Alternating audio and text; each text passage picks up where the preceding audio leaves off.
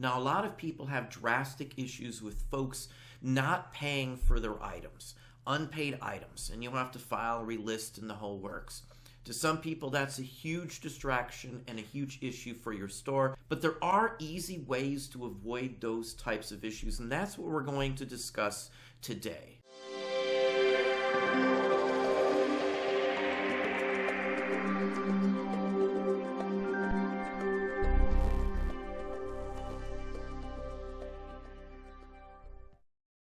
Hey, it's Don. Today I wanted to address the unpaid item issues that many sellers seem to be having at this moment.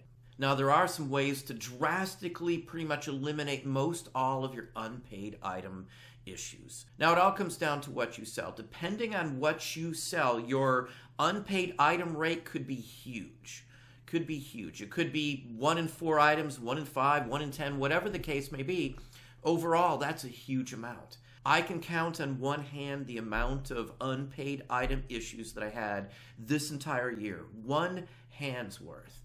And that's it. I had somebody pull up the data and look. For us, when we had a whole bunch of unpaid item claims, we were writing those down. I use Excel spreadsheets for pretty much everything. You can use Google Docs or something like that. That's free for most people if you don't have something like Excel or something. We tracked all of that stuff. Something else we tracked at the very same time was returns. What was the reason for returns? What was the item specifically? Now, I know you can go on eBay and look up your cancellations and look up things like that, but you have to determine what type of cancellation it is. So an unpaid item is a cancellation. So, you just have to keep track of that. We tracked them in a spreadsheet, broke them down by category, and the biggest category back in those days that had the unpaid item claims that we had to file were clothing. That was the #1 item that we had issues with. Now, other items we had issues with were cheaper books, some video games, low-value comic books, low-value household items.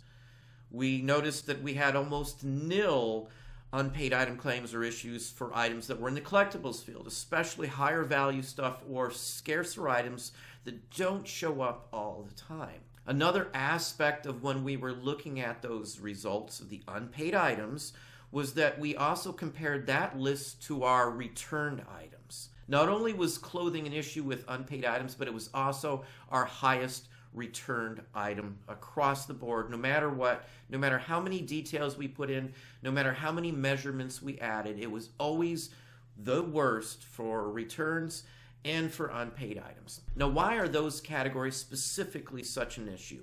Well, with clothing, you can buy it all over the place. You can get it at a discount at stores. Sometimes other sellers may be selling the exact same thing. There may be dozens and dozens of them available online. So there's no loyalty to a specific seller. If they don't pay for it from you, they can get it somewhere else. Now, I also hear a large number of people buying clothing on eBay as well will use it for a few weeks and then send it back. So it's like a rental service for some folks. I didn't have those issues back a few years ago. I'm sure it's changed, so very well may be the issues. If you're a clothing seller and those are some of the issues you see, leave a comment down below of your worst experience on things like that. Now, selling collectibles or scarcer items, there's only so many dealers that will have them. If you're a diehard collector and the dealer has something that you want, you're going to pay for it. You may not have ran into it for years. You may have been looking for it for years. It may be something you didn't even know existed.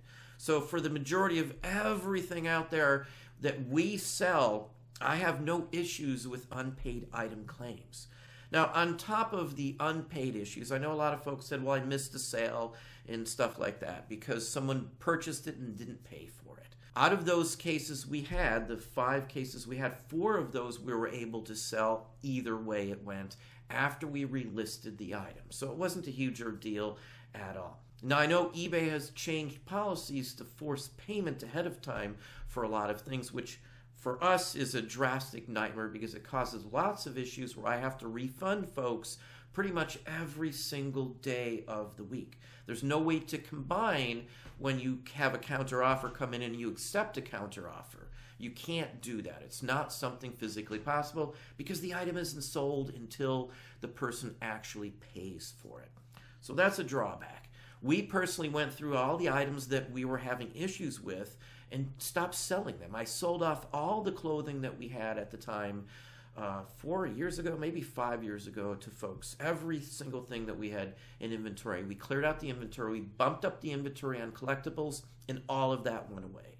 Return rates are almost zero. Unpaid item cases are the exact same thing. Now, you don't have to sell exactly what we sell or anything like that, but if you pay attention to what you sell right now and keep track of the issues that you have with specific items, it'll pop out more. You'll realize maybe I shouldn't be selling this item, that item, like household goods, for an example, like pots or pans and things like that. Times change. Certain items are easily purchased locally because of the backflow from COVID and all that kind of thing. So in many cases, you can purchase real reasonable brand new pots and pans locally and not have to worry about shipping and all that kind of thing. Trends change. Prices change on other sites, so if you're not paying attention to that, it can affect your business as well. But if you weed out the items that are causing you the most pain, your life will be far easier. Like with clothing, for example. Clothing was also the worst item to purchase. Get it home and realize you missed something on it. Something was wrong with that piece of clothing and you either couldn't sell it or it greatly reduced the value of that item. So with clothing, there were so many drawbacks, it just was a no-brainer to us to stop messing with clothing. Everybody was selling it. The value was going down and the price to purchase it were going up. So the profit margins pretty much dived off the roof. So even though it was worth kicking those off just for the aspect of unpaid items and returns, there were so many other reasons not to mess with clothing specifically. Board games are another one of those ones that's oversized, that could cost you more to ship, so it's a drawback on board games. So stuff like that. We pretty much realized after charting everything, tracking it, looking at the spreadsheet results, that all of those lower value items that every other reseller had were just killing us in so many ways. The cost to purchase them, the competition, the fact that there were unpaid item claims on them all the time, and the return rates.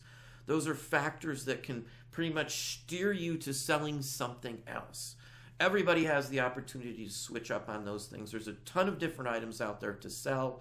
You just got to find your niche that alleviates a lot of the pain and stress with those. I know for many people that may be a scary thought, giving up what you're selling now. You don't have to just go cold turkey with something, but you can phase certain things out. You can try other things that could get you better results all the way around. For us, we also ditched bigger items, because if there was a return on a bigger or heavier item, it would drastically hit the bottom line on that item. And even if we did resell it again, I don't do local pickups, so that was always out of the question. But even if we did resell it again, we wouldn't be making as much profit because of the money lost on the original sale.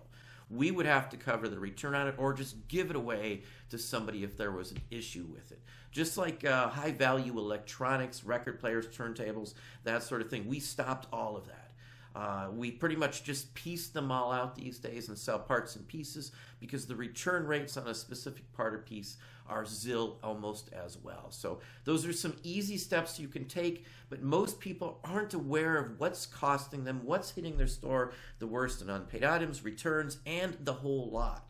If you pay attention, you track those down, things that eBay doesn't specifically do because they don't know your specific inventory. You do, so if you track those items, you can very easily tell in 30 days, 60 days, 90 days maybe, depending on what you're selling, the items to stay away from, to avoid, that will help you increase your bottom line, make more money, increase your profits, and make your life far easier. But anyway, that's what I have for you today. If you enjoyed this video, please hit that like button down below. You can also hit the bell icon to be notified if I post new content or go live. Subscribe and tell all your friends.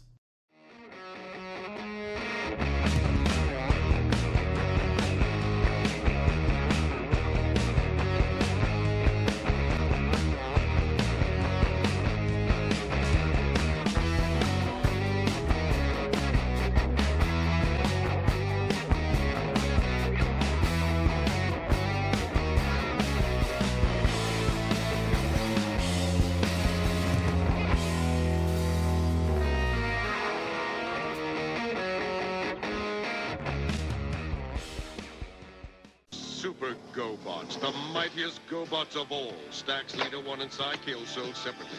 Think you're big enough for the king of the road? Try me. Mighty robots, mighty vehicles, robots. Too late, Stacks. Not so fast, Psycho. Thanks, buddy.